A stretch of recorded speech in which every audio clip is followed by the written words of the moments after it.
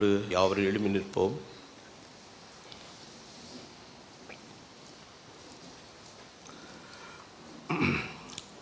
எபிரேயர்கள் நிருபத்தின் 12வது அதிகாரம் 1வது வசனம். Hebrews chapter 12 verse number 1. ஆகையால் மேகம் போன்ற இத்தனை திரளான சாட்சிகள் நம்மை சூழ்ந்து கொண்டிருக்க, பாரமான யாவற்றையும் நம்மை சுற்றி நெருங்கி நிற்கிற பாவத்தையும் தள்ளிவிட்டு விசுவாசத்தை துவங்குகிறவரும் முடிக்கிறவருமாயிருக்கிற இயேசுவை நோக்கி நமக்கு நியமித்திருக்கிற ஓட்டத்தில் பொறுமையோடு ஓடக்கடவோம். கர்த்தர் இந்த வேத வாக்கியத்தை ஆசீர்வதித்து தருவாராக. இந்த காலவேளையில் உங்களோடு பேச விரும்புகிற கர்த்தருடைய செய்தி, விசுவாசத்தினாலே மேகம் போன்ற திரளான நற்சாட்சி. விசுவாசத்தினாலே மேகம் போன்ற திரளான நற்சாட்சி. The cloud of good witnesses by faith. நாம் தலைவணங்கி ஜெபம் பண்ணுவோம். இயேசுவே, வார்த்தையின் எழுத்தாளரும் ஆசிரியருமாய் இருக்கிறவரே, உம்முடைய வார்த்தையின் இடத்துல நாங்கள் வருகிறோம். உம்முடைய வசனத்துக்குரிய வியாக்கியானத்தை நீர் அருளுவீராக. உம்முடைய பிரசன்னத்தினால் எங்களை தாங்கி நடத்தும். சகல ஆறுதலின் தேவன், எங்கள் மத்தியில் உம்முடைய பிரசன்னத்தை நீர் கட்டளையிட நான் ஜெபிக்கிறேன்.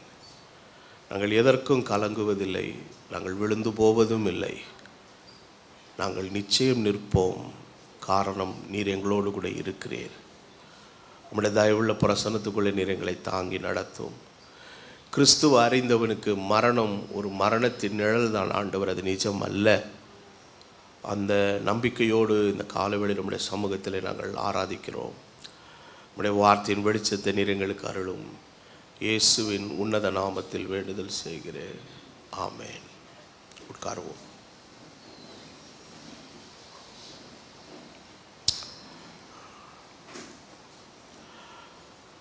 எபிரேயர் 12:1 ஆக்கியோன் ஆரம்பிக்கும் பொழுது சொல்லுகிறார், ஆகையால் என்கிறார். இந்த எபிரேயர் 12:1 ஒரு மிகப்பெரிய முக்கியத்துவம் எதன் அடிப்படையில் என்னால் அந்த எபிரேயர் 11 வைத்துதான். அந்த எபிரேயர் 11 இல்லாவிட்டால் அந்த எபிரேயர் 12:1 வசனத்திற்கு என்னவே இல்லைங்க, மதிப்பே இல்லை. இந்த 11வது அதிகாரத்தில் அவர் சொல்லுகிறார், மேகம் போன்ற திரளான சாட்சிகள். அப்போ இந்த சாட்சி எதன் அடிப்படையில் வருகிறதானால், விசுவாசத்தின் அடிப்படையில் வருகிற சாட்சி.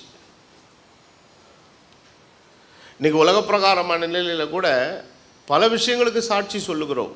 நடந்த ஒரு நிகழ்ச்சிக்கு நம்ம சாட்சி சொல்லுவோம், நடந்துதான் நடக்கலையா, ஐ விட்னஸ்.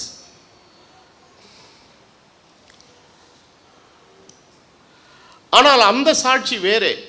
அது உண்மையை, நியாயத்தை நிரூபணம் செய்வதற்கு எடுக்கிற ஒரு சாட்சிகள். இயேசுவை கொலை செய்யும்போது பொய் சாட்சிகளை கூட என்ன பண்ணினார்களாம், தேடினார்கள். ஆனால் இந்த சாட்சி அப்படிப்பட்டதல்ல, இது விசுவாசத்தினுடைய சாட்சி. It is the testimony out of faith. ஆனால் இந்த விசுவாசத்தின் நிலையிலே உண்டாகிற சாட்சியிலே 2 நிலை இருக்கிறது. ஒன்று என்னன்னா, கர்த்தரிடத்திலிருந்து நான் என்ன பெற்றுக்கொண்டேன் என்பதை குறித்து சாட்சி. இன்னொன்று, கர்த்தருக்காக நான் எப்படிப்பட்ட விசுவாச கிரியை நடப்பித்தேன் என்கிற ஒரு சாட்சி. இந்த 2 சாட்சிக்கு நிறைய வித்தியாசம் இருக்குது. இப்போ சாட்சியிலே முதல் நிலை என்னவென்றால், நான் கர்த்தரிடத்திலிருந்து என்ன பெற்றுக்கொண்டேன். இப்போ நீங்கள் ஆண்டவருக்காக வாழ்கிறீங்க, உங்களுக்கு கர்த்தர் எவ்வளோ காரியங்களை செய்கிறாரு. நீங்கள் ஒரு சமயம் கேட்குறீங்க, எனக்கு ஒரு சாட்சி சொல்ல நேரம் கொடுங்க அப்படின்னு. ஸோ என்ன சொல்ல போகிறீங்க அப்படின்னா, கர்த்தர் உங்களுக்கு ஏதோ ஒரு நன்மை செய்திருக்கிறார். ஒரு வீடு கட்டியிருப்பீங்க, அதை சாட்சியாக சொல்லுவீங்க. ஒரு நல்ல வேலையை கொடுத்துருப்பார், சாட்சி சொல்லுவீங்க. ரொம்ப நாள் பிள்ளை இல்லாமல் குழந்தைய ஆண்டவர் கொடுத்துருப்பாரு, சாட்சி சொல்லுவீங்க. பதவி உயர்வு கிடைச்சிருக்கும், சாட்சி சொல்லுவீங்க. இதெல்லாம் நீங்கள் ஆண்டவருக்கு செய்ததெல்லாம் ஆண்டவர் உங்களுக்கு செய்ததை குறித்து சொல்கிற சாட்சி. அது நல்ல சாதம், தப்பு இல்லை. கர்த்தர் எனக்கு செய்த உபகாரங்களை நான் சாட்சியாக சொல்லுவது என்ன இல்லை, தவறு இல்லை. ஆனால் இதைவிட ஒரு உன்னதமான ஒரு சாட்சி என்னவென்றால், நாம் கிறிஸ்துவுக்காக நடப்பிக்கிற கிரியைகளை குறித்து அவர் நம்மை குறித்து கொடுக்கிற சாட்சி.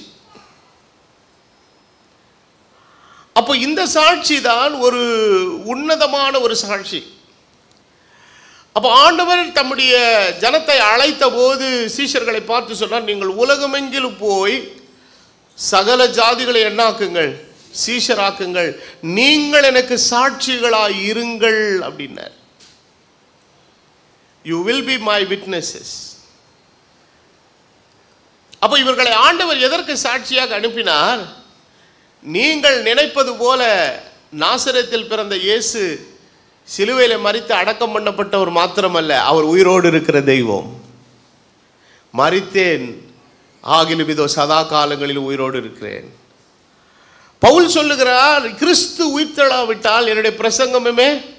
இன்னைக்கு நம்ம எல்லாரும் கிறிஸ்துவை பற்றி பேசுகிறதுனுடைய ஒரே காரணம், உயிரற்ற மற்ற ஆட்களை குறித்து மதங்கள் பேசுகிறது அர்த்தமில்லாமல். இந்த காலவேளையில் ஒரு அர்த்தத்தோடு இந்த காலவேளையில் பேசிக்கொண்டு இருக்கிறோம். காரணம், இயேசு மரித்தவராக அல்ல, அவர் இன்றைக்கு ஜீவிக்கிறவராக இருக்கிறார். அவர் இந்த காலவேளையில் நம்மத்திலே உயிரோடு கூட இருக்கிறார். அவர் நம்மத்திலே பிரசன்னராக இருக்கிறார். அவர் மரணத்தையும் பாதாளத்தை வெற்றி சிறந்த வெற்றி நாயகன் நம்முடைய ஆண்டவராக இயேசு கிறிஸ்து. அப்போ இந்த விசுவாசத்தினுடைய கிரியை எதனோடு சம்பந்தப்பட்டதுனால், உலகத்தில் எவ்வளோ பேர் நல்ல நல்ல கிரியைகள்லாம் செய்கிறாங்க இல்லையா? நல்லவர்கள் எவ்வளோ பேர் இருக்கிறாங்க உலகத்தில். உலகத்தில் உள்ள மக்களை 3 கூறுகளாக பிரிக்கலாம். ஒன்று துன்மார்க்கர், நீதிமான்கள், சன்மார்க்கர். யார் துன்மார்க்கர்? நம்ம எல்லாருக்கும் தெரியும். உலகத்தில் இருக்கிற எல்லா பாவ காரியங்களையும் துணிகரமாய் தேவ பயம் இல்லாமல் அவன் பாட்டுக்கு செய்கிறான் பாருங்க, அவனுக்கு எல்லாம் என்ன பேருங்க? அவனுக்கு பேர் தான் துன்மார்க்கர். இது நமக்கு தெரியுது. ஆனால் சன்மார்க்கர்கள் என்று சொன்னால் யார் என்றால், அவர்களுக்கு தேவனை பற்றி அறிவு இல்லை, ஆனால் வாழ்க்கையிலே ஒரு ஒழுக்கமான வாழ்க்கை வாழ்கிறவர்கள். பொய் பேச மாட்டாங்க, திருட மாட்டாங்க, எந்த தீமையை மற்றவர்களுக்கு செய்ய மாட்டாங்க, ஒரு ஒழுக்க நெறி கொண்ட வாழ்க்கை வாழ்கிறவர்கள். ஆனால் வேதம் என்ன கற்பிக்கிறதனால், துன்மார்க்கனையும் சன்மார்க்கனையும் தேவன் நரகத்திலே தள்ளுவார். சரிங்க, துன்மார்க்கனை நரகத்தில் தள்ளுவது நியாயம். சன்மார்க்கனை ஏன் தள்ள வேண்டும் என்று சொன்னால், பரலோக ராஜ்யத்தின் பிரவேசத்திற்கு தகுதி என்னவென்றால், ஒன்றான மெய்தேவனாகிய உம்மையும் நீர் அனுப்பினவராக இருக்கிற இயேசு கிறிஸ்துவை அறிவது தான் நித்திய ஜீவன்.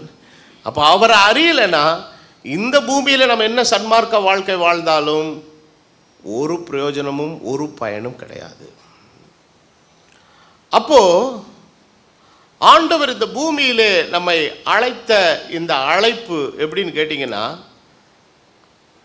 அவருக்கு ஒரு நீதிமான்கள் என்கிற நிலைமையில் இருந்து அவருக்கு நீதிக்கேற்ற நற்கிரியைகளை செய்து அவராலே சாட்சி பெறுகிற ஒரு இடத்திலே தேவன் நம்மை வைத்திருக்கிறார். அப்போ விசுவாசத்திற்கான இலக்கணத்தை, the formula for the faith, அதை எபிரேயர் 11:1 சொல்லுகிறது. என்ன சொல்லுகிறதானால், விசுவாசமானது நம்பப்படுகிறவைகளின் உறுதி. சரி, இதில் 2 பார்ட் இருக்குது. இப்போ இதை நம்புறீங்களா? என் கையில் ஒரு கிளாஸ் டம்ளர் இருக்குது. அந்த கிளாஸ் டம்ளரில் என்ன இருக்குது? தண்ணீர் இருக்கிறது என்று நம்புகிறீர்கள். ஆனால் இந்த இலக்கணத்தில் 2வது பகுதி என்ன சொல்லுதுன்னா, காணப்படாதவைகளின் நிச்சயம்னுது. இப்போ இது கிளாஸ் டம்ளர்ன்றது நம்புறீங்க, கரெக்டு, தண்ணி இருக்குதுன்ற நம்புறீங்க. ஆனால் இது காணக்கூடியதாக இருக்கிறது, அது என்ன அல்ல? விசுவாசம் அல்ல. ஒரு விஷயத்தை கண்ணால் பார்த்துட்டு இது இது விசுவாசங்க அப்படின்னு சொல்கிறது விசுவாசம் அல்ல. இல்லைங்க, ஒன்றுமே கண்ணுக்கே என்ன செய்யலைங்க, புலப்படலை. ஆனால் அது இருக்கிறது என்பதை நான் நம்புகிறேன். காரணம், விசுவாசித்திருக்கிறேன், ஆகையால் நான் பேசுகிறேன். அப்ப விசுவாசம் நம்பப்படுகிறவைகளின் உறுதியும் காணப்படாதவைகளின் நிச்சயம். இதனாலே நம்முடைய முன்னோர்கள் என்று சொல்லுகிறார். யாருங்க? யார் நம்முடைய முன்னோர்கள்? பழைய ஏற்பாட்டு பரிசுத்தவான்கள் எல்லாரும் நம்முடைய முன்னோர்கள் தான். அதில் நல்ல முன்னோர்களும் இருக்கிறாங்க, கெட்ட முன்னோர்களும் இருக்கிறாங்க. கெட்டவர்களை பற்றி நம்ம பேச வேணாம். விசுவாசத்தில் நற்சாட்சி பெற்ற நல்லவர்களை தான் இந்த எபிரேயர் 11 எழுதியிருக்கிறது. ஆக இந்த விசுவாச வீரர்களினுடைய பட்டியலை ஆவியானவர் ஒரு லிஸ்ட் மாதிரி எழுத ஆரம்பிக்கிறார். எங்கிருந்து ஆரம்பிக்கிறார்னா, சிருஷ்டிப்பை உருவாக்கின தேவனில் இருந்து அந்த விசுவாசத்தினுடைய கிரியை ஆரம்பிக்குது. வாசிப்போம். எபிரேயர்களின் நிருபம் 2வது வசனம் என்ன சொல்லுகிறது? அதனாலே முன்னோர்கள் என்ன பெற்றார்கள்? அப்போ அந்த நற்சாட்சியை முதலிலே பெற்ற ஆள் யாருன்னு பார்த்தீங்கன்னா 3வது வசனம் சொல்லுகிறது, விசுவாசத்தினாலே நாம் உலகங்கள் தேவனுடைய வார்த்தையினால் என்ன செய்யப்பட்டது. அப்போ அந்த சாட்சிக்கு பொருத்தமாக இருக்கிறவரே முதல்ல யாரு தான்? தேவன். So before he pronounced something, he pronounced it with faith, then it came to an existence. அவர் சொல்லும் பொழுது அதை எப்படி சொல்றாருங்க? விசுவாசத்தோடு செய்த வார்த்தையினாலே அந்த வார்த்தை காரியங்கள் எல்லாவற்றையும் நிஜமாய் கொண்டு வந்தது. வார்த்தையினால் தேவன் சகலவற்றை சிருஷ்டித்தார். இந்த எபிரேயர் 12:1 வாசிக்கும் பொழுது அவர் தான் விசுவாசத்தை துவங்குகிறவர் முடிக்கிறவர் என்று பார்த்தோம். அப்போ சிருஷ்டிப்பில விசுவாசத்தை அவர் தான் என்ன பண்ணி வைக்கிறாருங்க? தொடங்கி வைக்கிறாரு. இந்த வசனத்தை நான் படிக்கும்போது இதை இன்னொரு கண்ணோட்டத்தில் நான் எப்படி புரிந்து கொண்டேனால், தேவன் என்றைக்கு இந்த பூமியாகிய பிரபஞ்சமாகிய உலகத்தை சிருஷ்டிக்கும் போது விசுவாசத்தினாலே சகலவற்றை சிருஷ்டித்து துவங்கினாரோ, அதே போல ஒரு நாள் வருகிறது, அவர் புதிய வானத்தையும் புதிய பூமியையும் தமது வார்த்தையினாலே சிருஷ்டிக்கும் போது அந்த சிருஷ்டிப்புக்கும் அவருடைய வார்த்தை தான் முடிவாயிருக்க போகிறது.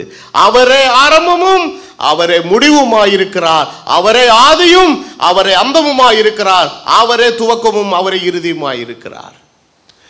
இந்த விசுவாசத்தை துவக்கி விசுவாசத்திலே புதிய வானத்தை புதிய உலகத்தை சிருஷ்டித்து நிறைவு பெறுகிற தெய்வத்தினுடைய அந்த இடைவெளி பயணத்தில் தான் இன்னைக்கு நாம உள்ள வந்திருக்கிறோம். இதற்கு அடுத்து நல்ல நற்சாட்சி பெற்ற ஆள் யாருன்னு கேட்டீங்கன்னா, ஆபேலை குறித்து வேதத்தில் வாசிக்கிறோம்.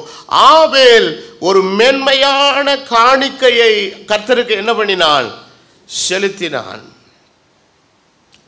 அடுத்து வேதவசனம் சொல்லுகிறது, விசுவாசத்தினாலே ஏனோக்கு.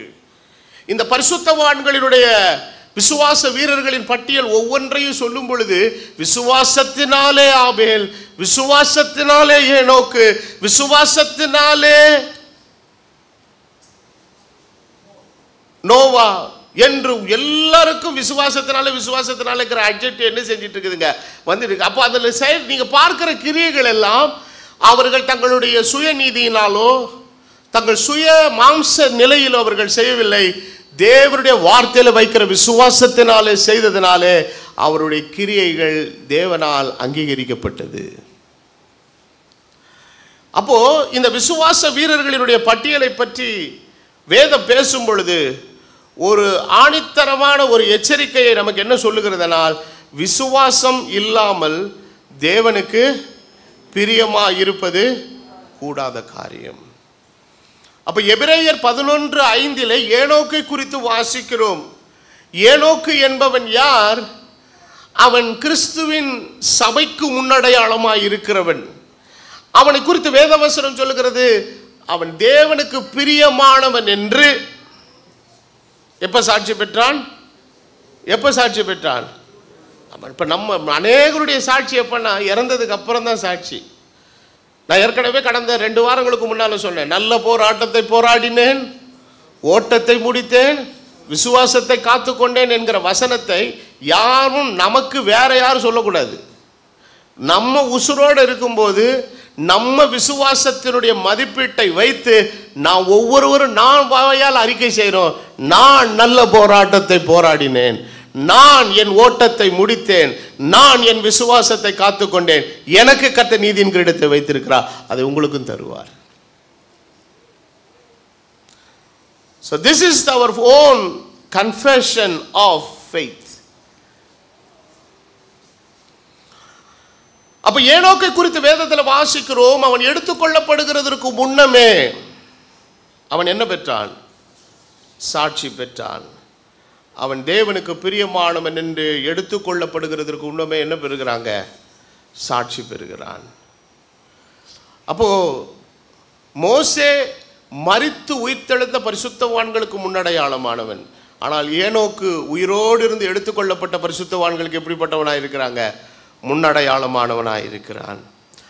அப்போ நம்ம எல்லாருடைய விசுவாசத்தின் கிரியைகளும் தேவனுடைய பார்வையில் மதிப்பீடு செய்யப்பட்டது. இவன் செய்த கிரியை எனக்கு எப்படி இருக்குதுங்க?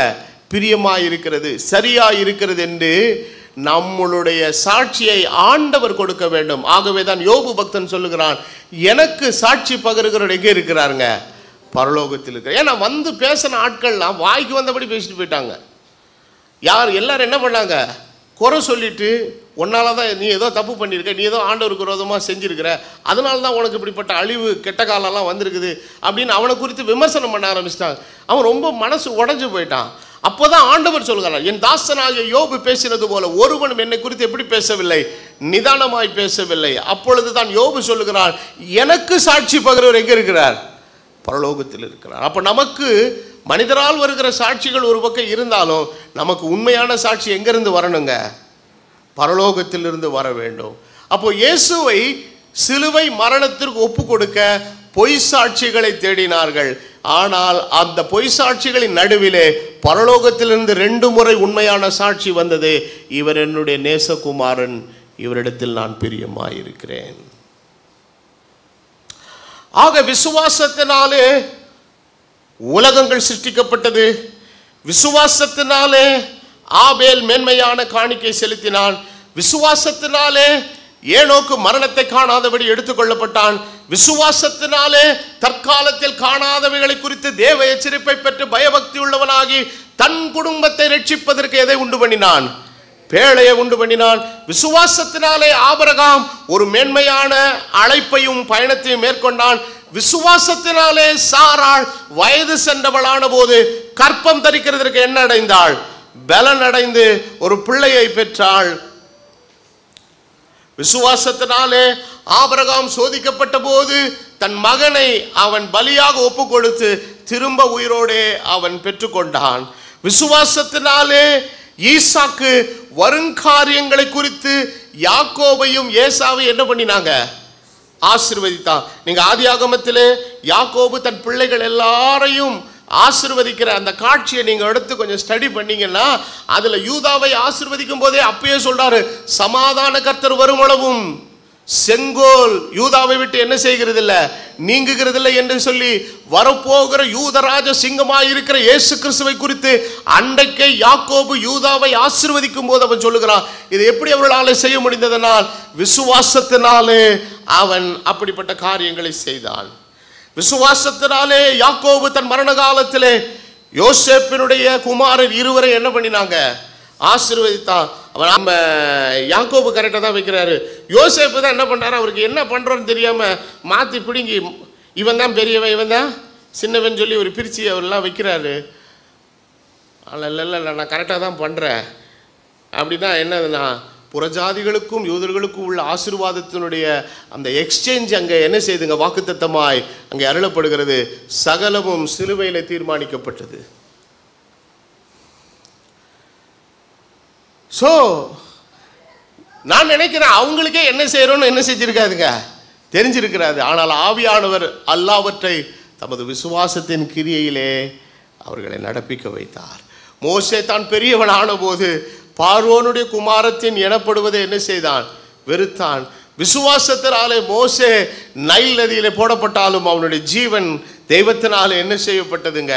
காக்கப்பட்டது. விசுவாசத்தினாலே இஸ்ரவேலர்கள் உலர்ந்த தரையிலே நடந்தார்கள். விசுவாசத்தினாலே ராகாப் என்று வீசி தன் வேட்டார் அனைவரோடும் கூட சேதமாகாதிருந்தாள். எது விழுந்தப்போ? எரிகோ பட்டணம் விழுந்த போது. இவர் லிஸ்ட்டு போட இறங்கிட்டு 31வது வசனத்துக்கு அப்புறம் என்ன யாரெல்லாம் இன்க்ளூட் பண்ணுறது யாரை எக்ஸ்க்ளூட் பண்ணுறதுன்னு தெரியல. பார்த்தா என்ன போயிட்டே இருக்குதுங்க, லிஸ்ட்டு போயிட்டே இருக்குது. கடைசியில் என்ன சொல்லிட்டாங்க? பின்னும் நான் என்ன சொல்லுவோன், பின்னும் நான் என்ன சொல்லுவேன்? கிதியோன், பாராக், சிம்சோன், எப்தா, தாவீது, தான், சாமுவேல் என்பவர்களையும் தீர்க்கதரிசிகளையும் சொல்ல வேண்டுமானால் அன்றைக்கு சிருஷ்டிப்பிலே ஆரம்பித்த அந்த விசுவாச வீரர்களின் பட்டியல் நிச்சயமாய் சொல்லுகிறேன், எபிரேயர் 11ஆம் அதிகாரம் முடிவு பெறாத ஒரு அத்தியாயம். அது இன்னும் போய்கொண்டே இருக்கிறது. நான் சொல்லுவேன், இந்த காலவேளையில் அந்த பட்டியலில் உங்கள் பெயரும் என்னுடைய பெயரும் இருக்கிறது, இருக்க வேண்டும் என்பதுதான் தெய்வத்தினுடைய தீர்மானம். ஒருவேளை இந்த நாளிலே அந்த விசுவாச வீரர்களின் பட்டியலாக இருக்கிற எபிரேயர் 11 எழுதியிருந்தானா உங்க பேர் என் பேரையும் கூட ஆண்டவர் என்ன பண்ணிருப்பாருங்க, சேர்த்திருப்பாரு. ஆனால் இந்த அத்தியாயம் எப்ப முடிவு பண்ணினா, அழிவுள்ளதாகிய இது அழியாமையும் சாவுக்கேதுவாகி இது சாவாமையும் தரித்து கொண்டு மரணம் ஜெயமாக விழுங்கப்படுகிறது என்கிற வேத வாக்கை நிறைவேறும்போது அந்த எபிரேயர் 11 அத்தியாயம் அன்றோடு தான் முடிவு பெறும். காரணம், அத்தனை விசுவாச வீரர்களின் பட்டியலிலே காணப்பட்ட யாவரும் தெய்வத்தினுடைய சமூகத்தில் வந்து காணப்படுவார்கள். இன்னைக்கு நாம் எல்லாரும் அந்த பட்டியலுக்குள் வரக்கூடியவர்களாக இன்றைக்கு இருக்கணும். வேதம் இன்னும் மேற்கொண்டு சொல்லுகிறது, விசுவாசத்தினாலே அவர்கள் என்ன பண்ணார்கள், ராஜ்யங்களை ஜெயித்தார்கள், நீதியை நடப்பித்தார்கள், வாக்குத்தத்தங்களை பெற்றார்கள், சிங்கங்களின் வாய்களை அடைத்தார்கள், அக்கினியினுடைய உக்கிரத்தை அவித்தார்கள், பட்டய கருக்குக்கு தப்பினார்கள், பலவீனத்திலே பலன் கொண்டார்கள், யுத்தத்தில் வல்லவர்களானார்கள், அந்நியருடைய சேனையை என்ன செய்தார்கள், முறியடித்தார்கள், ஸ்திரீகள் சாகு கொடுத்த தங்களுடைய உயிரோடு எழுந்திருக்க பெற்றார்கள், வேறு சிலர் மேன்மையான உயிர்த்தெழுதலை அடையும்படி. இது எவ்வளோ ஒரு அற்புதமான ஒரு வார்த்தை தெரியுங்களா? மேன்மையான உயிர்த்தெழுதலை அடையும்படி என்ன பெற சம்மதியாமல். There was a possibility to be delivered out of the prison, but they denied it. சிறையை விட்டு, தண்டனையை விட்டு, சிறையிருப்பின் வாழ்வை விட்டு விடுதலை பெற அவர்களுக்கு வாய்ப்பு இருந்தும் அவர்கள் அதற்கு விடுதலை பெற சம்மதிக்கவில்லை. காரணம், ஒரு மேன்மையான உயிர்த்தெழுதல் உண்டு என்பதை அவர்கள் நம்பினார்கள். வேறு சிலர் நிந்தைகளையும் அடிகளையும் கட்டுகளையும் காவலையும் அனுபவித்தார்கள், கல்லெறியுண்டார்கள், வாளால் அறுப்புண்டார்கள், பரீட்சை பார்க்கப்பட்டார்கள், பட்டய காத்தினாலே வெட்டுண்டு மரித்தார்கள், செம்மறியாட்டு தோள்களை வெள்ளாட்டு தோள்களை போர்த்து கொண்டு திரிந்து குறைவை உபத்திரவத்தை அனுபவித்தார்கள். அப்படி ஏங்க குறைவை உபத்திரவத்தை அனுபவிக்கணும்? இந்த குறைவை உபத்திரவத்தை விட அவர்களுடைய விசுவாச வாழ்க்கையின் நற்கிரியைகளுக்கு தேவன் தருகிற சாட்சி மேன்மையானதாக இருந்தது.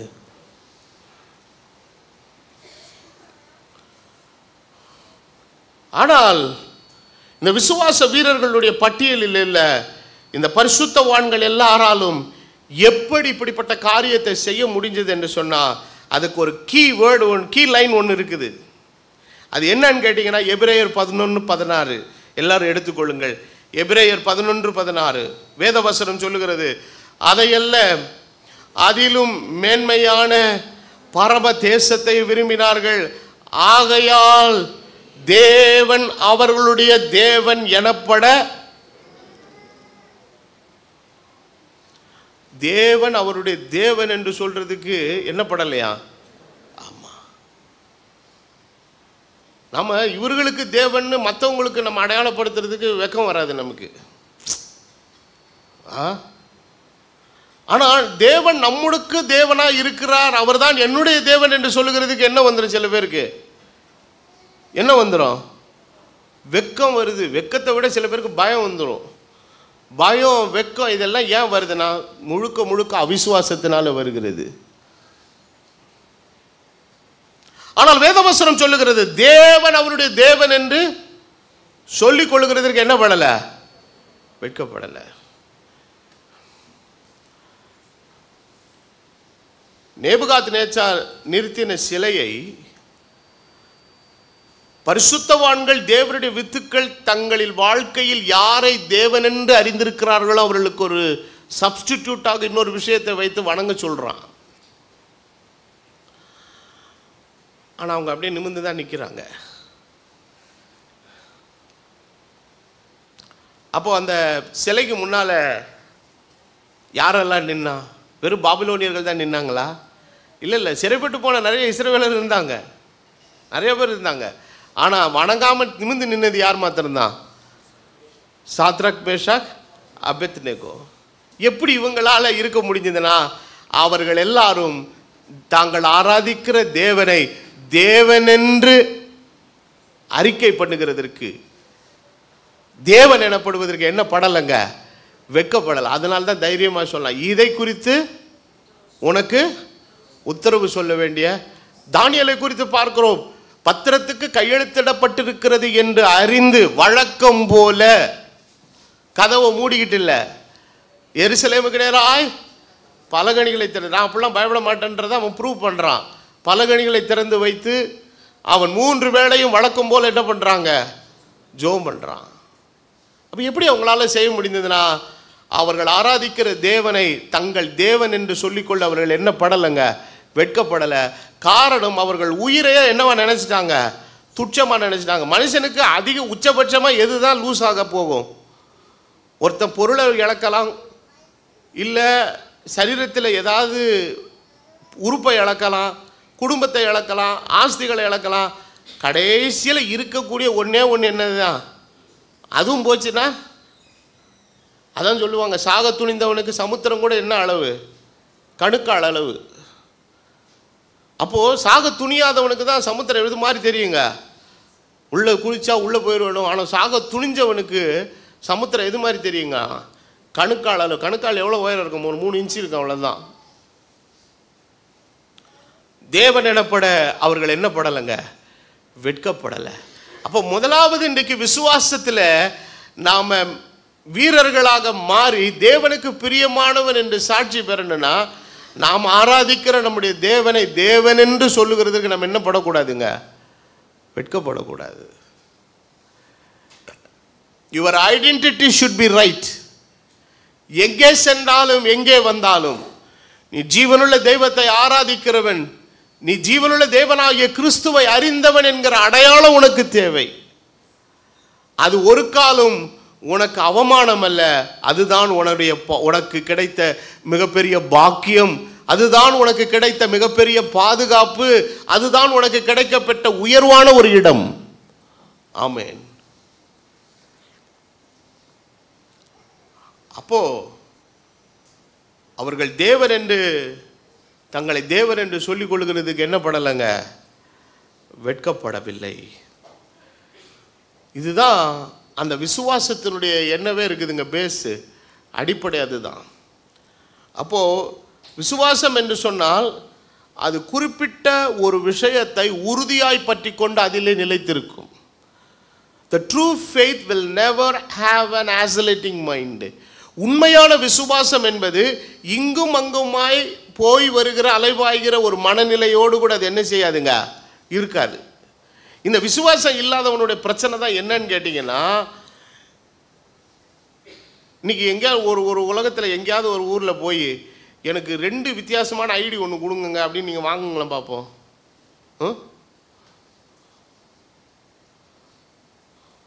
புரியுதா புரியலையா?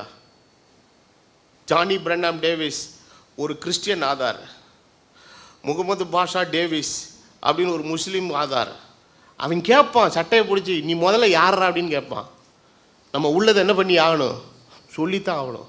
அந்த உள்ளதை சொல்லி உள்ளபடி இதுதான் என்னுடைய தனித்துவம், இதுதான் என்னுடைய அடையாளம் என்கிற ஒரு நிலையோடு வாழ்கிறது தான் நமக்கு எல்லா காரியத்தையும் அனுகூலப்படுத்தும். கிறிஸ்து இயேசுவுக்குள்ளே நம்ம வரும்போது நமக்கென்று தேவன் ஒரு அடையாளத்தை வைத்திருக்கிறார். இது எப்படின்னு கேட்டிங்கன்னா, இங்கே நன்மை பெறுகிறதற்கு அங்கே நன்மை பெறுகிறதற்குமாக இருவேறுபட்ட சிலர் வந்து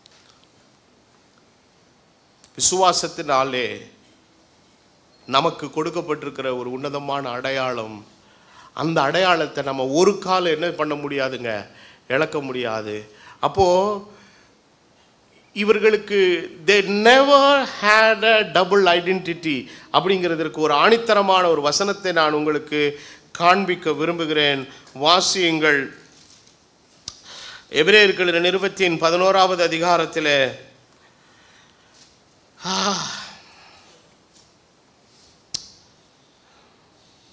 இப்போ ஆண்டவர் 430 வருஷம் எங்கே இருக்க வச்சாருங்க? எகிப்தில் இருக்க வச்சு இப்போ அவனுடைய ஐடென்டிட்டியை கர்த்தர் என்ன செய்கிறாருங்க? மாற்றுறாரு. மாற்றி ஆண்டவர் சொல்கிறாரு, நீ இது வரைக்கும் எந்த ஐடென்டிட்டிக்குள்ளே இருந்த? நீ வச்சிருக்கிற பாஸ்போர்ட் என்ன பாஸ்போர்ட்டு? Egypt passport. ஆனால் உனக்கு இப்போ புதுசாக நான் என்ன பாஸ்போர்ட் தரேன், உனக்குன்னு ஒரு சொந்த தேசத்தை குறித்து அந்த சொந்த தேசத்துக்குன்னு ஒரு பாஸ்போர்ட்டை உருவாக்கி கானான் பாஸ்போர்ட்னு ஒன்று தரேன். அந்த பாஸ்போர்ட்டு உலகத்தில் எப்படிப்பட்ட பாஸ்போர்ட்டு, ரொம்ப மதிப்புள்ள ஒரு பாஸ்போர்ட், நான் அதை தரேன் அப்படின்னு சொல்லி கூப்பிட்டு வர்றாரு. ஆனால் சில பேருடைய மனநிலை என்னன்னா, ரெண்டையுமே வச்சுக்குவோமே.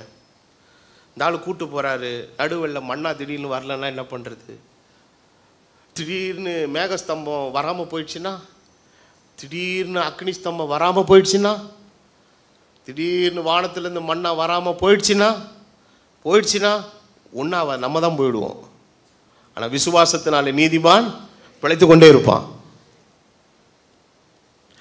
அதை குறித்து தான் வேதத்தில் ஆக்கியோன் எழுதும்போது சொல்லுகிறார், எபிரேயர் 11:14, இப்படி அறிக்கை இடுகிறவர்கள், இது 13 வாசிங்க, இவர்கள் எல்லாரும் வாக்குத்தத்தம் பண்ணப்பட்டவைகளை, ஆபிரகாமுக்கு தேசத்தை கொடுப்பேன்னாரு, ஆனால் தேசத்தை அவரை சர்வே தான் பண்ண விட்டார். யாரு சர்வே பண்ண விட்டா? ஆண்டவர். நீ நட ராஜா, நீ எவ்வளோ தூரம் ஒன்றால் நடக்க முடியுமா நட, நீ தான் இப்போ சர்வே மார்க் என்ன பண்ணிக்கிட்டே வர, நீ எல்லாத்தையும் நீ எதெல்லாம் சுற்றி வரியோ அது எல்லாத்தையும் உனக்கும் உன் ஜனத்துக்கு நான் என்ன கொடுப்பேன். ஆமாம். ஆனால் அவன் மூலமாய் சொல்லப்பட்ட அந்த வாக்குத்தத்தத்தை சுதந்திரிக்கிறதற்கென்று கர்த்தர் சில காலங்களை வைத்திருந்தார். ஆனால் ஆபிரகாம் அவைகளை தூரத்திலே கண்டான்.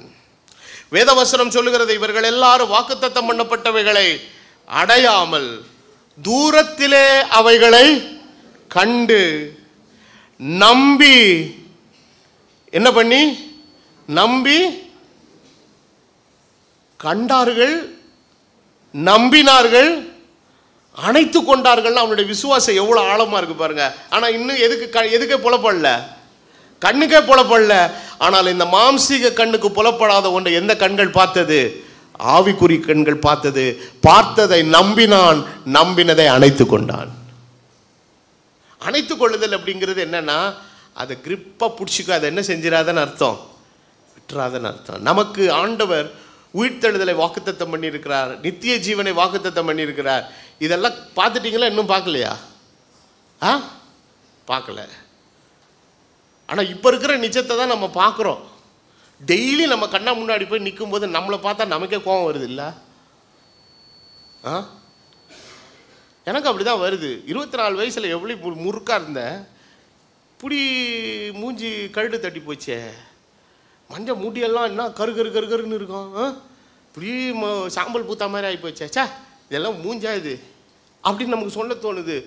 இது நிச்சயமாக நாட்கள் கடந்து போக போக பெட்டர் ஆகாது, ஒஸ்ட்டாக தான் ஆகும். இதில் கோவப்படுறதுனால ஒன்றும் என்ன செய்ய போகிறதில்ல, ஆக போகிறதில்ல இல்லை. ஆனால் எனக்கு ஒரு நம்பிக்கை இருக்குது, கிறிஸ்துவின் வருகை நாளிலே இந்த சரீரம் அழியாமல் சுதந்திரிக்கும் போது நான் 20 வயசில் இருந்ததை விட இன்னும் அழகாக நான் இருப்பேன். காரணம், கர்த்தருடைய மகிமை என்னை அழகுள்ளவனாக எப்படி சமூகத்தில் வைத்திருக்கும். இப்போ நான் அதை நம்புகிறேன், அதை விசுவாசிக்கிறேன், அதை நான் என்ன பண்ணுறப்போ அணைத்து கொள்கிறேன். எப்படி அணைத்து கொள்கிறேன்? நான் என் இருதயத்தில் நான் அணைத்து கொள்கிறேன். அதனால் எனக்கு இந்த சரீரம் சுருங்கிறத பற்றியோ இந்த சரீரம் தன் மேனியை இழப்பதை பற்றியோ எனக்கு என்ன இல்லைங்க, கவலை இல்லை. இதை சரியாக்குகிறதற்கு கர்த்தர் ஒரு வாக்குத்தத்தத்தை, எந்த பியூட்டி பார்லரும் மாற்றாத ஒரு விஷயத்தை இமைப்பொழுதிலே கர்த்தருடைய வல்லமை, உயிர்த்தெழுதலின் வல்லமை மாற்றும். அப்போ நீ எதை நீ நம்புகிற, எதை இருதயத்தில் ஏற்றுக்கொள்கிற, எதை அரவணைத்து கொண்டிருக்கிறாய்?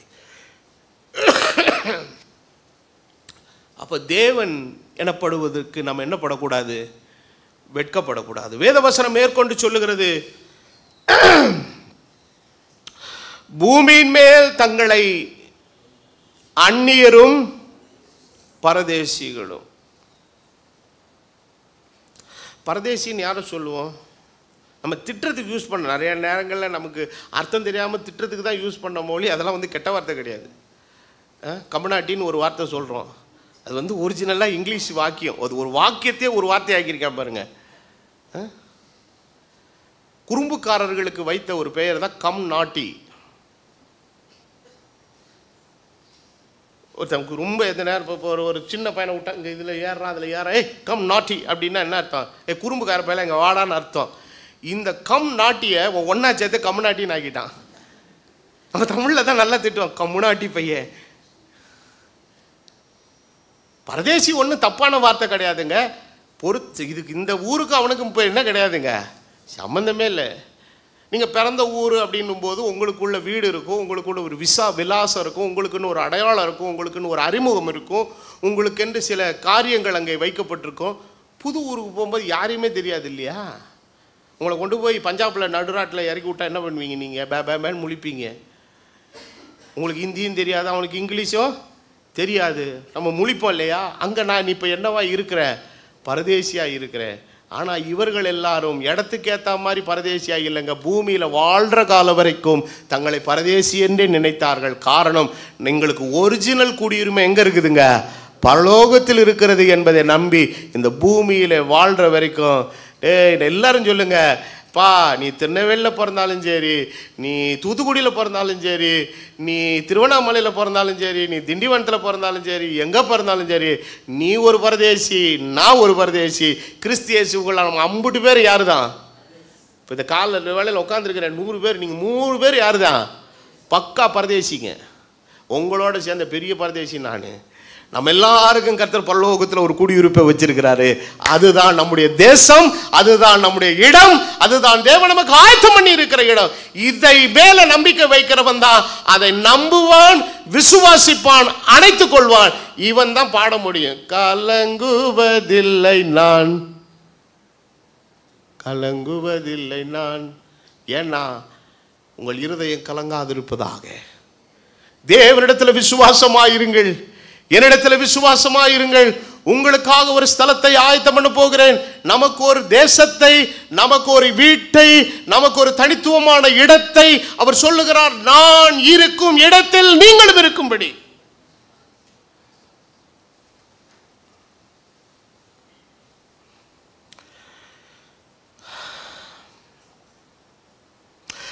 தங்களை அந்நியர் பரதேசிகள் என்று அறிக்கையிட்டு எப்படி மரித்தார்கள்? கிறிஸ்துவுக்குள்ளே மறைக்கிறவன் எல்லாருமே பரதேசி தான். ஆனால் அவன் அறிக்கை செஞ்சுட்டு போகிறான். எப்படி தான் போகிறாங்க? ஆமாம், என்ன தான் சொந்த ஊராக இருந்தாலும் உங்களை கொண்டு போய் சொந்த ஊரில் உட்காந்து பஸ் ஸ்டாண்டில் ஏதாவது முக்கியமான முச்சந்திலி அடக்கம் பண்ணுவாங்க. உங்களை எங்கே கொண்டு போய் சேர்க்கணுமோ அங்கே தான் என்ன பண்ணுவாங்க? சேர்த்துருவாங்க. ஆனால் நம்ம சொந்தமாக இருக்க போகிற ஒரு தேசம் நமக்காக காத்து கொண்டு இருக்கிறது. அதனுடைய குடியுரிமை, சிட்டிசன்ஷிப் இன்றைக்கி வாங்கியிருக்கிறீங்களா? அவங்க எல்லார்ட்டையும் இருக்குது. அன்றைக்கி அது இல்லைன்னா அந்த தேசத்துக்கான குடியுரிமை இன்றைக்கி என்ன பண்ணிக்கொள்ளுங்க? உத்தரவாதம் பண்ணிக்கொள்ளுங்க. இப்போ இங்கேருந்து நாங்கள்லாம் வெளிநாடுகளுக்கு ஊழியத்துக்கு போகும்போது ஒவ்வொரு நாட்டுக்குள்ளே பிரயாணத்தில் கிராஸ் பண்ணாலும் சரி, இல்லை ஒரு நாட்டுக்கு போனாலும் சரி, மனசில் ஒரு சின்ன திக்கு தான். என்ன கேட்பானோ, எத்தனை நாள் இருப்பானோ.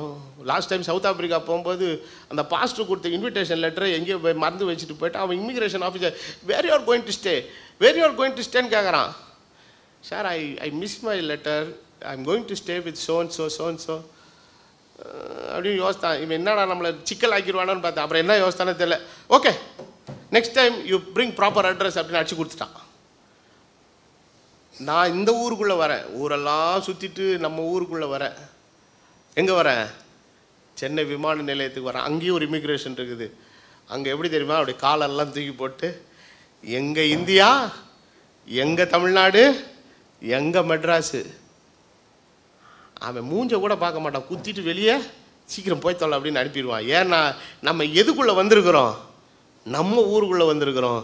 நம்ம எல்லாரும் தேவனுடைய ராஜ்யத்துக்குள்ளே போகும்போது we don't need to be nervous because we are already citizen of that land. நாம் ஏற்கனவே இந்த தேசத்தின் குடியுரிமையை கிறிஸ்து இயேசுவின் மூலமாக அடைந்தவர்களாக இருக்கிறோம். அவருடைய வருகை நாளிலே அந்த தேசத்திற்குள்ளே போகும்போது சந்தோஷத்தோடு, மகிழ்ச்சியோடு, ஆனந்தத்தோடு கூட போவோம்.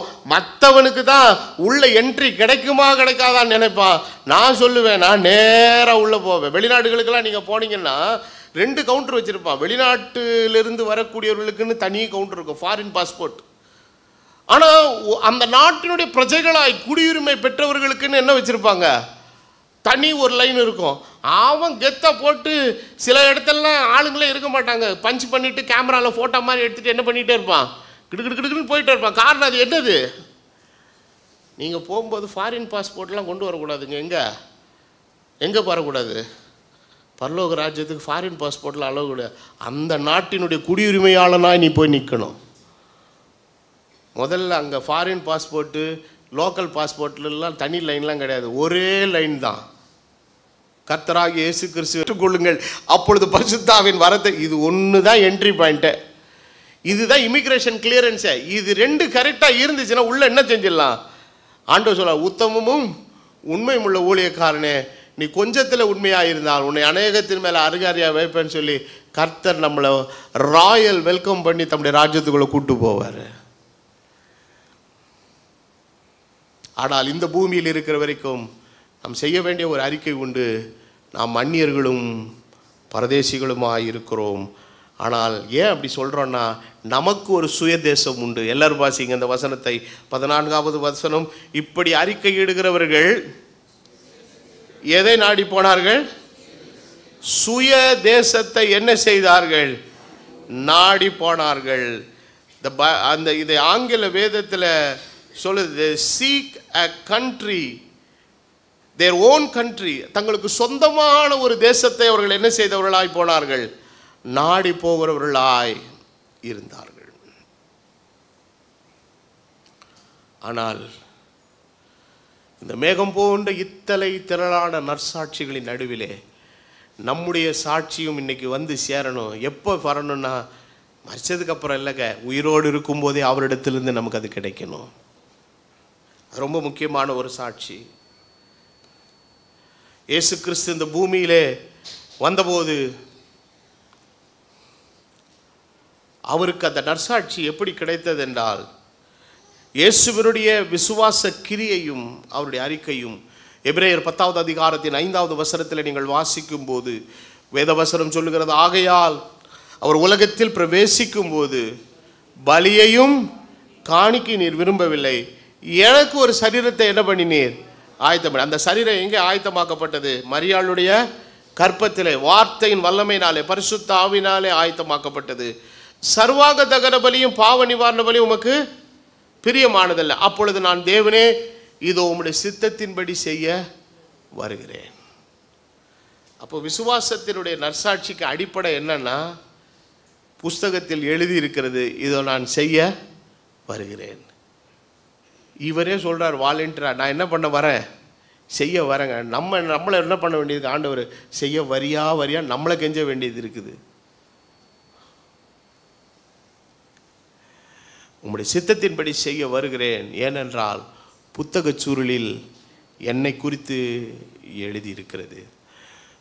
நியாயப்பிரமாணத்தின்படி செலுத்தப்பட்டு வருகிற பலிகளை குறித்து மேற்சொல்லியபடி பலியையும் காணிக்கையும் சர்வாங்க தகன பலியும் பாவ நிவாரண பலி நீர் என்ன செய்யவில்லை? விரும்பவில்லை. அவைகள் உமக்கு பிரியமானது அல்ல. தேவனே, உம்முடைய சித்தத்தின்படி செய்ய இதோ வருகிறேன் என்று சொன்னார். இரண்டாவதை நிலை நிறுத்துவதற்கு முதலாவதை அவர் என்ன செய்கிறார்? நீக்கி போடுகிறார். இயேசு கிறிஸ்துடைய சரீரம் ஒரே தரம் பலியிடப்பட்டதினாலே அந்த சித்தத்தின்படி நாம் என்ன ஆக்கப்பட்டிருக்கிறோம்? இந்த எபிரேயர் 11வது அதிகாரத்தை நீங்கள் வாசிக்கும் பொழுது ஆக்கியோன் கடைசி வசனம் ஒன்று முக்கியமான ஒரு வசனத்தை எழுதுகிறார். என்ன எழுதுகிறார்? ஆனால் அவர்கள் நம்மை அல்ல, அதாவது நற்சாட்சி பெற்ற முன்னோர்களாகி இவர்கள் எல்லாரும் நம்மை அல்லாமல் பூரணராகாதபடி. அப்போ அவர்களுக்கு கிடைக்காத ஒரு மேன்மையான நிலை யாருக்கு கிடைத்திருக்குதுங்க? நமக்கு கிடைத்திருக்குது. அவர்கள் நம்மை அல்லாமல் பூரணராகாதபடி விசேஷித்த நன்மையானது ஒன்றை தேவன் நமக்கு முன்னதாக நியமித்தார். அது நியமிக்கப்பட்ட அந்த நன்மை யார்? கர்த்தராகிய இயேசு கிறிஸ்து. இதை பவுல் சொல்லுகிறான், தேவன் அருளிய சொல்லி முடியாத ஈவுக்காக அவருக்கு ஸ்தோத்திரம். அப்போது இயேசு கிறிஸ்து பாவ பரிகாரமாய் சர்வலோகத்தின் பாவத்தை சுமந்து தீர்க்கிற தேவாட்டுக்குட்டியாய் தன்னை சிலுவையிலே கிருபாதார பலியாய் ஜீவ பலியாய் ஒப்பு கொடுத்து ரத்தம் சிந்துகிறதற்கு முன்பாகவே இவர்கள் இவ்வளவு பெரிய நற்சாட்சிகளை பெற்றார்கள். ஆனால் அந்த பாவ நிவர்த்தியின் செயலை கிறிஸ்து இயேசுவின் மூலமாய் அடைந்திருக்கிற நம்முடைய சாட்சி இவர்களுடைய சாட்சியை விட எப்படி இருக்கணுங்க? மேன்மையாக இருக்கணும். இருக்குதாங்கிறது கொஞ்சம் கொஸ்டின் மார்க் போட்டு கேட்கணும். அப்போ இன்னைக்கு சண்டே ஸ்கூலுக்கு பாடம் எடுத்தாலும் முன்னோர்களை வச்சு தான் பாடம் சொல்லி கொடுக்க வேண்டியது இருக்குது. தானியல் கதை, நோவா கதை, சாத்ராக் மேஷாக் கதை, ஆபேத்நேகோ கதை, ராகாப் கதை, எஸ்தர் கதை.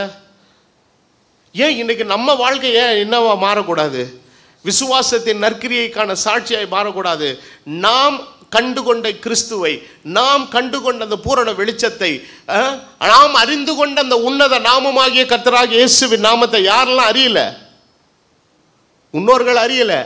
நாம் பெற்றிருக்கிற அந்த மேன்மையான ஆவிக்குரிய உயர் ஆசீர்வாதங்களை, உன்னதங்களில் இருக்கிற உயர்ந்த ஆசீர்வாதங்களை எல்லாம் இந்த முன்னோர்கள் காணவும் இல்லை, அடையவும் இல்லை. ஆனால் அவருடைய சாட்சிகள் உன்னதமானதாக இருந்தது.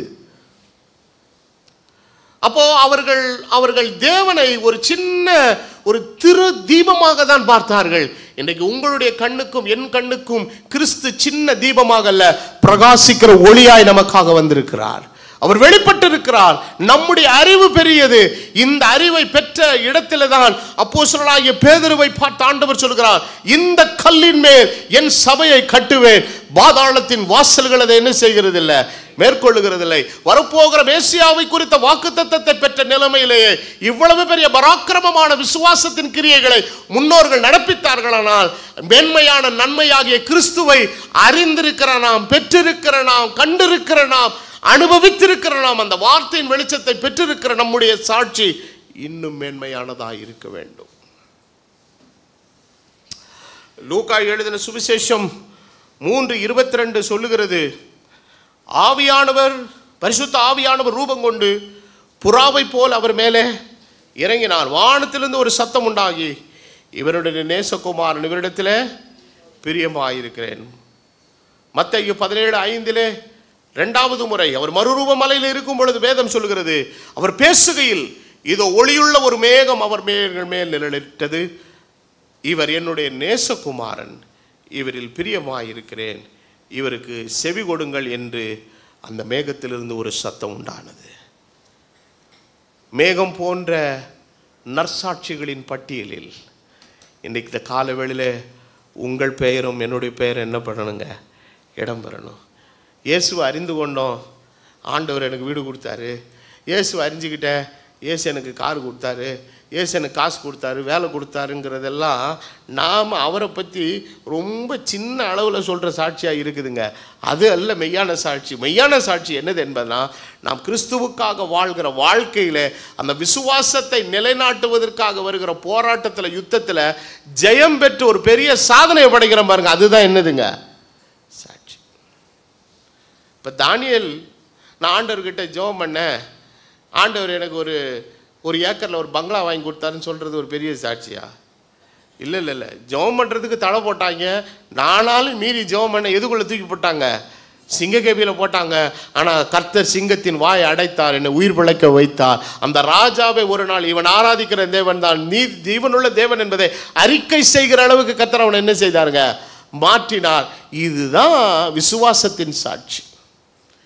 இந்த விசுவாசத்தின் சாட்சிக்கு சிச்சுவேஷன் பார்த்தீங்கன்னா எப்படி இருக்கும், ரொம்ப பயங்கரமாக பயமுறுத்தி நம்மளை த்ரெட்டன் பண்ணி நம்மளை விலக்க வைக்கும். ஆனால் விசுவாசத்தில் உறுதியாக இருந்த முன்னோர்கள் எல்லாரும் சூழ்நிலையை ஜெயித்தார்கள். ராஜாவினுடைய கட்டளையை கூட அவர்கள் ஒன்றுமற்றதாக மாற்றினார்களானால் அந்த தேவன் இந்த காலவேளையில் ஜீவனுள்ளவராயிருக்கிறார். இந்த பெட்டியில் இருக்கிற மக்கள் எல்லாம் இன்னைக்கு இந்த கால வேளையில், இந்த காலையில் கற்றுக்கொண்ட அந்த பாட்டில் இருக்கிற ஆளுங்களெல்லாம் கொண்டு அந்த லைவாக நிற்க விட்டுருந்தேன்னு வைங்களேன், தானியேலையும் சாத்ராக் மேஷாக்கையும் உலர்ந்த தலையில் நடந்து போன இஸ்ரவேலரில் ஒரு 10 பேரையும் எல்லாரையும் கொண்டு அந்த சாரிபாத் ஒரு விதவை எலியா எல்லாரையும் கொண்டு நிற்க வச்சுருந்தானுங்களா, உங்களை மாதிரி 10 மடங்கு எக்ஸ்ட்ராவாக பாடியிருப்பாங்க. காரணம், அவர்களெல்லாம் அந்த சாதனையை செய்த சாதனையாளர்கள். வசனம் கேட்கவும் நல்லா இருக்கு, உற்சாகமாக பாடவும் நல்லா இருக்கு.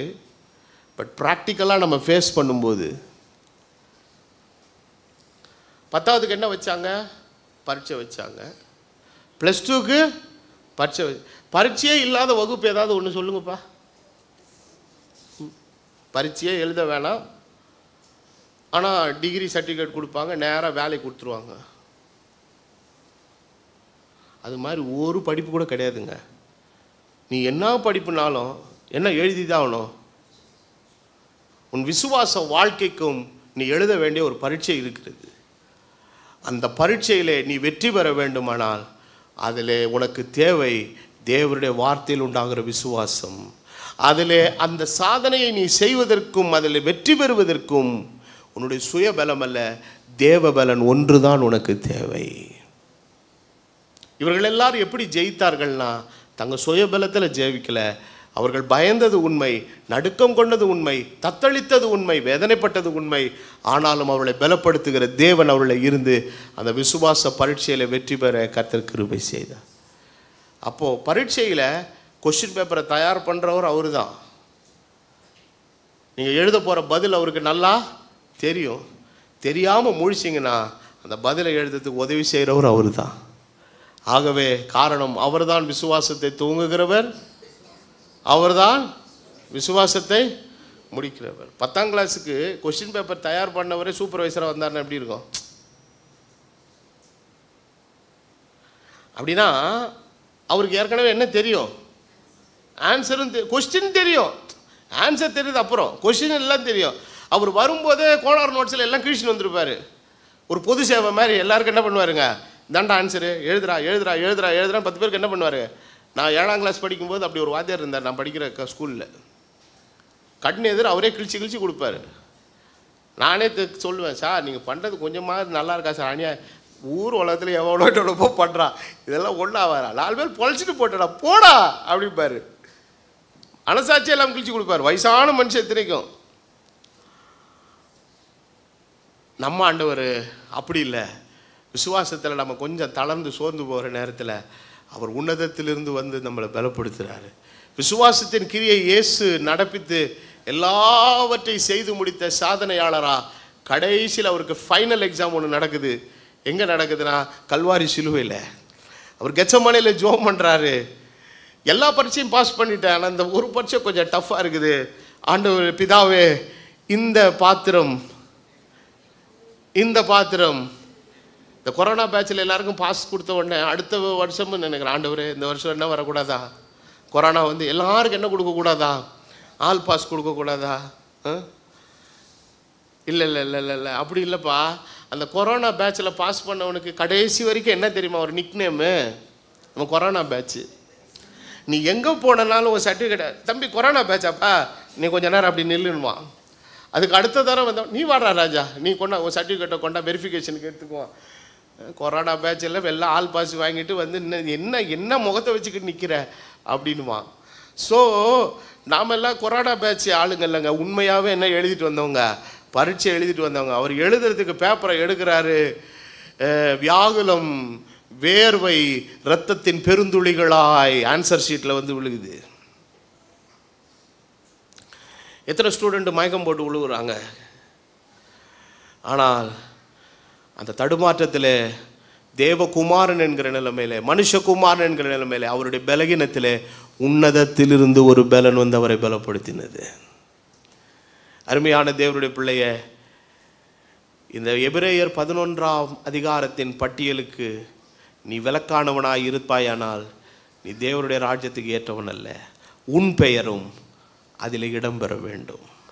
இப்போ ராகாப் என்கிறவள் வேசிதான்.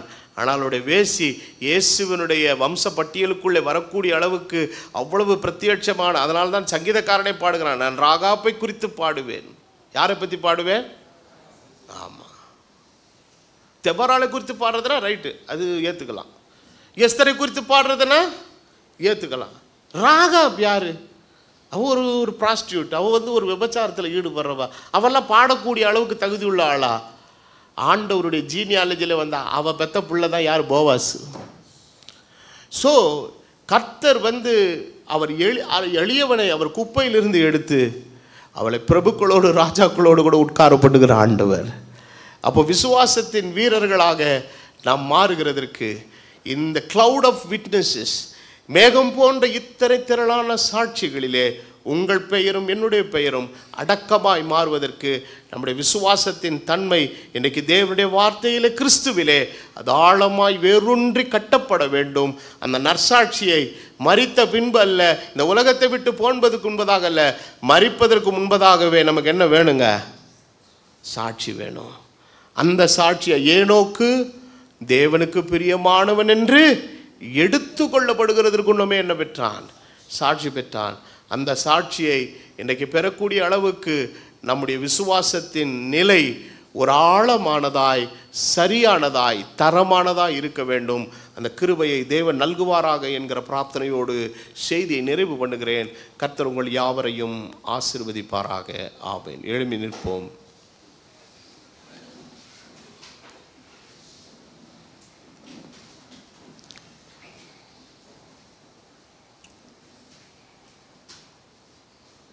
இந்த கால வேளையில் கேட்ட செய்தியின்படி மேகம் போன்ற திரளான சாட்சிகள் நம்மை சூழ்ந்து கொண்டிருக்க, எல்லா பரிசுத்தவான்களும் அந்த அதிகாரத்திற்கு அப்பாற்பட்டு எத்தனையோ பரிசுத்தவான்கள் உலகத்திலே அநேகருடைய பெயர்கள் அதில் இடம்பெற்றிருக்கிறது. இதில் நீங்களும் நானும் இடம்பெற வேண்டும். அதுதான் தேவனுடைய சித்தம். அந்த சாட்சி பரலோக ராஜ்யத்தின் பிரவேசத்துக்கு உங்களை தகுதிப்படுத்தும். அந்த விசுவாசத்தின் நற்சாட்சியை நிலைநாட்டுகிறதிலே நமக்கு சில தடுமாற்றங்களும் பிரச்சனைகளும் இருந்தால் பலன் தருகிற இயேசுவினிடத்தில் வருவோம். அவர் நமக்கு பலன் தருவார். எங்கள் நல்ல பிதாவே, உம்முடைய குமாரனாயிருக்கிற இயேசுவின் நாமத்தினாலே வருகிறோம். மேகம் போன்ற இத்தனை திரளான சாட்சிகளை பெற்ற அந்த வீரர்களின் பட்டியலில் எங்கள் பெயரும் இடம்பெறத்தக்கதாய் கர்த்தர் கிருபை செய்யும். மனுஷகுமாரன் பூமியில் வரும்போது விசுவாசத்தை காண்பாரோ என்கிற ஒரு கேள்வி அன்று எழுப்பப்பட்டது. இன்னைக்கு நிஜ யதார்த்தத்தில் நாங்கள் கண்டு கொண்டிருக்கிறோம். எங்களை நீர் பரிசுத்தப்படுத்தும். எங்களுடைய நம்பிக்கை விசுவாசமும் தேவனுடைய வார்த்தையில் நங்கூரமிடப்படட்டும். அது கேள்வியினாலே வரட்டும், கேள்வி கர்த்தருடைய வார்த்தையிலிருந்து வரட்டும். உம்முடைய தெய்வீக பிரசன்னத்தினாலே எங்கள் ஒவ்வொருவரையும் நீர் மூடிக்கொள்வீராக. வந்திருக்கிற எல்லாரையும் நீர் பலப்படுத்தி அனுப்பும். மேகம் போன்ற திரளான சாட்சிகளின் கூட்டத்தில் உம்முடைய பிள்ளைகளும் ஒரு அங்கம் வகிக்கவும், தேவனால் நற்சாட்சி பெற நீர் அருள் புரியும்படி ஜெபிக்கிறேன். சகோதரி வேதவள்ளி தனபால் குடும்பத்துக்காக ஜெபிக்கிறேன். சகல ஆறுதலின் தேவன் உம்முடைய பிள்ளைகளுக்கு நீர் ஆறுதலை, தேர்தலை, சமாதானத்தை அருளும். உம்முடைய இரத்தத்தின் கோட்டைக்குள்ளே நீர் மூடி மறைத்துக் கொள்ளும். இன்னும் மாலை நடக்கிற அடக்க ஆராதனை சமாதானத்தோடு, அமைதியோடு, சரியாய் நடக்க நீர் அருள் புரியும். எல்லா கனம் துதி மகிமை நாங்கள் ஒருவருக்கே ஏறெடுக்கிறோம். இயேசு கிறிஸ்துவின் பரிசுத்தமுள்ள நாமத்தில் வேண்டுதல் செய்கிறேன். ஆமென்.